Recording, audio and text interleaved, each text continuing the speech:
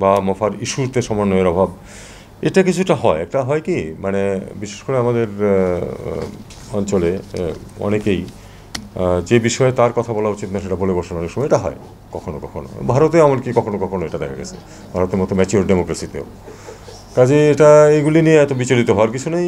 আসলে তো পুরো বিষয়টা তো সবাই কনসার্ন, কাজে অনেকে মনে করে যে আমি এই জিনিসটা জানি, এটা একটু বলি, এটা হয়।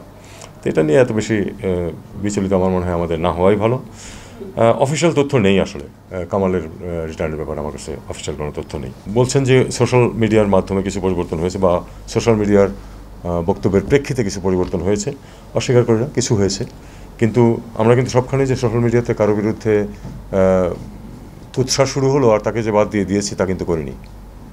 অত্যন্ত গুরুত্বপূর্ণ সব জায়গাতেও আমরা নিয়োগ দিয়েছি তাদেরকে, যাদেরকে আমরা মনে করেছি যে তারা ওখানে উপযুক্ত এবং তারা সঠিকভাবে কাজটা করতে পারবেন, যদিও তাদের বিরুদ্ধে কুৎসা রটনা হয়েছে এবং ক্ষেত্র বিশেষে এখনও হচ্ছে।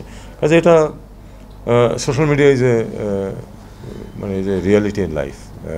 আমরা যখন দেখি যে সোশ্যাল মিডিয়াতে কোনো একটা প্রসঙ্গ এসছে, যদি দেখি যে আসলে সত্য, তখন আমরা সেটা অবশ্যই কারেকশন করার চেষ্টা করি। কিন্তু যদি আমরা বুঝি যে এটা নিতান্তই কুৎসা রটনার উদ্দেশ্যেই করা হয়েছে, তখন সেটাকে আমরা গুরুত্ব দিই না।